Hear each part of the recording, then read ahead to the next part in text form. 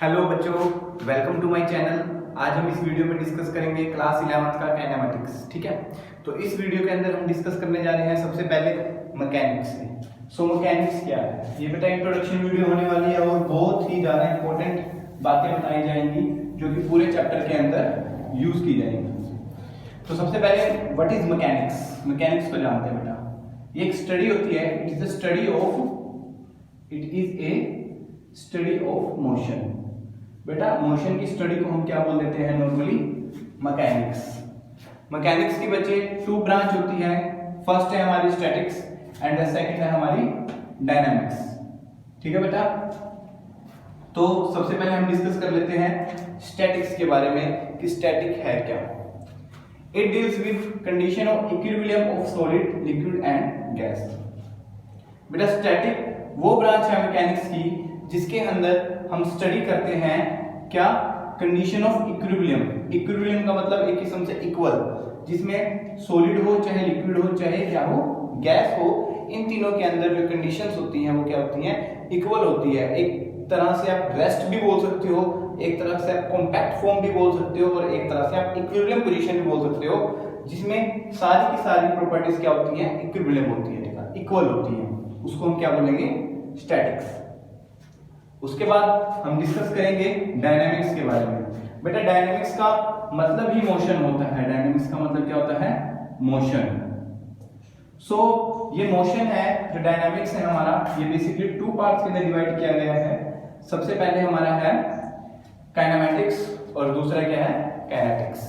अब क्या डिफरेंस है काइनेमेटिक्स और काइनेटिक्स के बीच में, चलिए एक छोटा सा एग्जांपल मैं आपको बता देता हूं क्या क्या डिफरेंस है इन दोनों के बीच में। उसके बाद हम डिस्कस करेंगे इनकी डेफिनेशंस को। सपोज करिए आपने एक ग्राउंड पर बॉल पड़ी है, उसको जोर से किक मारी है। जब आपने उसको जोर से किक मारी तब आपने क्या लगाया, एक फोर्स लगाया। यस, तो जो फोर्स लगाया जिससे कि क्या हुई, बॉल किक से आगे चली गई। तो जहां पर डिस्कस हो जाए बेटा फोर्स की, तो उसको हम क्या बोलते हैं, काइनेटिक्स। क्या बोलते हैं, काइनेटिक्स।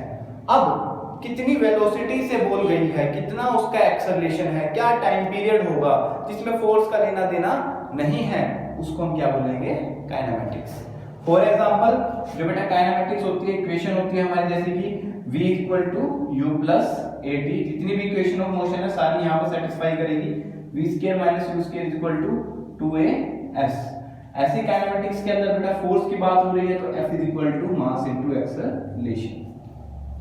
सो इन डेरिवेशंस के अंदर आपने बेसिकली देखा होगा कि कहीं भी फोर्स नहीं है, बट यहाँ पर फोर्स की बात की गई। तो एक किस्म से आप ये भी बात बता सकते हो डेफिनेशन में, बेटा एक स्टडी होती है जहां पर हम लेते हैं जिस एक बॉडी की वो स्टडी जहां पर हम फोर्स को काउंट करते हैं, that is known as kinetics. वो स्टडी एक बॉडी की जहां पर हम फोर्स को काउंट नहीं करते, अकाउंट उसका हम डिस्क्लोज कर देते हैं, which is known as kinematics.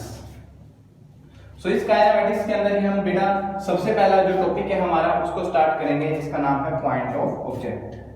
क्या नाम है, पॉइंट ऑफ ऑब्जेक्ट। अभी बेटा पॉइंट ऑफ ऑब्जेक्ट होता क्या है, चलिए डिस्कस करते हैं।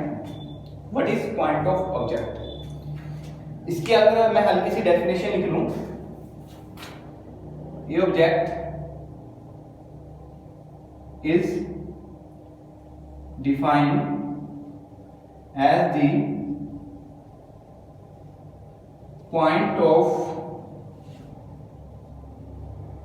object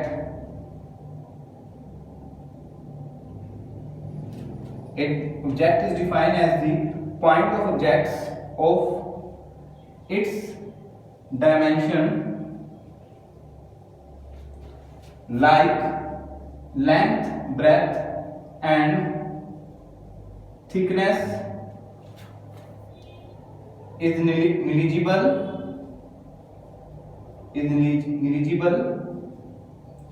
as compared to distance traveled by it. Distance traveled by it। चलिए एक डेफिनेशन मैंने लिख ली बेटा, नोटबुक पर जरूर उतारिएगा इसे। A object is defined as the point of object. कोई एक ऑब्जेक्ट तब कहलाएगा point of object when it's dimensional length breadth and thickness, जिसकी लेंथ ब्रेथ और थिकनेस वो क्या होगी, निलिजिबल होगी।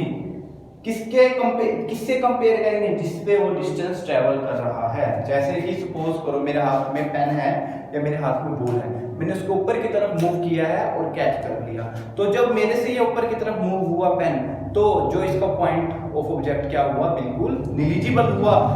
क्यों? क्योंकि मेरी बॉडी है वो बहुत बड़ी है और एक एज रिस्पेक्ट टू पेन उसकी बॉडी क्या है, बहुत ही छोटी है, तो उसको हम क्या बोलते हैं, पॉइंट ऑफ ऑब्जेक्ट। ठीक है बच्चे, इसी के साथ साथ अब हम बात करेंगे मोशन के बारे में, state of motion and the state of rest. चलिए देखते हैं हम what is state of motion और what is state of rest.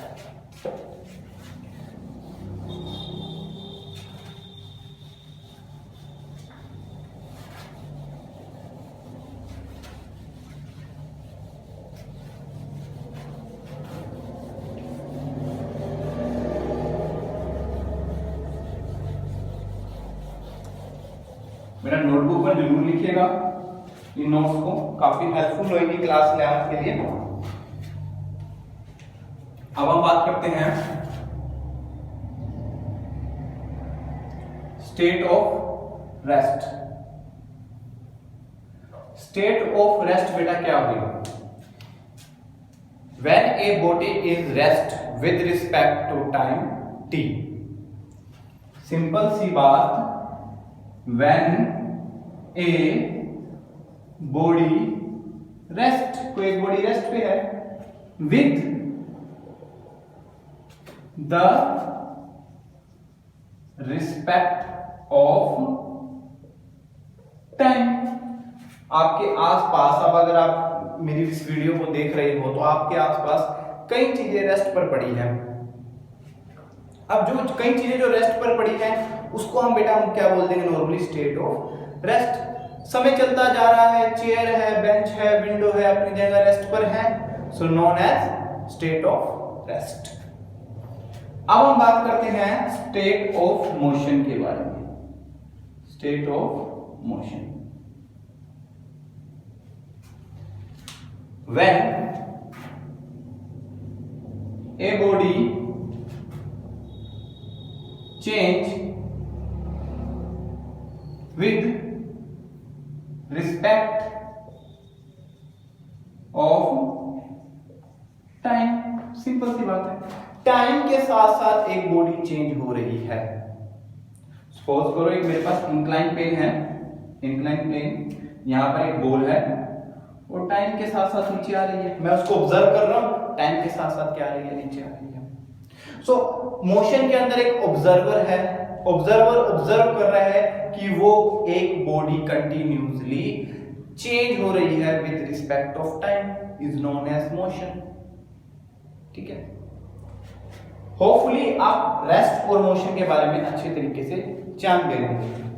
अब मैं डिस्कस करूंगा मोशन की कुछ एक छोटी सी टाइप्स है जो कि बेटा मेरे अकॉर्डिंग एग्जिस्ट तो करती नहीं, सिर्फ एक ये लगा सकते हैं कि हाँ भाई हमने इसको स्टडी कर लिया, लेकिन मेरे अकॉर्डिंग इम्पॉसिबल केस लगता है मेरे को हर बार वो।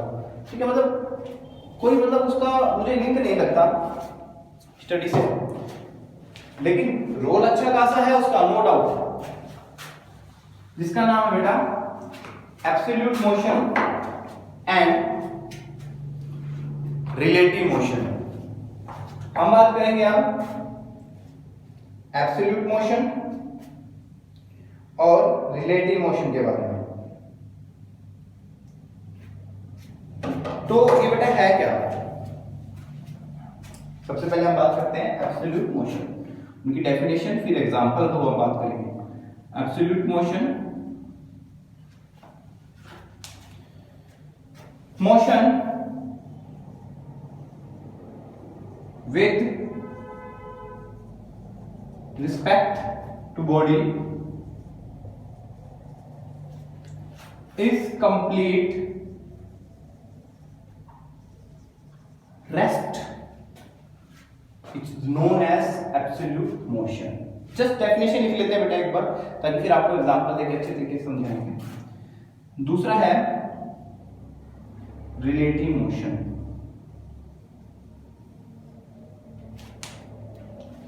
Motion with respect to body is in motion, as comparative to rest, चलिए इसको डिस्कस करते हैं थोड़ा डीपली में जाके कि एक्चुअली में एब्सोल्यूट, बेटा थोड़ा ध्यान से देखिएगा, ध्यान से एग्जांपल सुनिएगा कि एब्सोल्यूट मोशन और जो हमारा रिलेटिव मोशन है उसमें बेसिकली क्या डिफरेंस है। या रिलेटिव रेस्ट भी लिख सकते हो उसकी जगह, रिलेटिव रेस्ट। सपोज करो बच्चे, दो फ्रेंड है, आप एक फ्रेंड बस के अंदर जा रहा है, एक फ्रेंड बाहर खड़ा है, ठीक है। सो बस के अंदर बैठा हुआ एक फ्रेंड ड्राइवर को देख रहा है कि वो रेस्ट पे है, ड्राइवर आपको देख रहा है कि आप रेस्ट पे हो, बस चल रही है, यस चल रही है। बाहर खड़ा हुआ फ्रेंड आपको क्या देख रहा है कि आप बस के साथ साथ मोशन में हो, बस के साथ साथ क्या हो, मोशन में हो। दोबारा से टू फ्रेंड्स, वन इन बस and one in out. Out means observer एक देख रहा है बस को जिसके अंदर उसका फ्रेंड बैठा है, और फ्रेंड क्या कर रहा है, ड्राइवर को देख रहा है कि भैया मैं तो रेस्ट पे हूं, ड्राइवर कहता है मैं रेस्ट पे हूं। मोशन किस पे है, बस पे, वो ये सोच रहे हैं। और बाहर वाला क्या सोच रहा है कि बस भी मोशन में है और मेरे जो फ्रेंड है वो भी क्या है, मोशन पे है। That is called relative motion. कि हम सोचते तो भी हाँ रिलेटिव रेस्ट पे है, मतलब हम कार के अंदर बैठे हैं, हम तो एक रेस्ट फॉर्म पे हैं, ओके। कार क्या है, कार एक मोशन, कार एक स्पीड से चल रही है, ध्यान से समझे ना। तो उस कॉन्सेप्ट को, उस विजुअल को हम क्या बोलेंगे, रिलेटिव मोशन। ठीक है बच्चों, आने वाली नेक्स्ट वीडियो में हम आगे बात करेंगे। Thank you so much.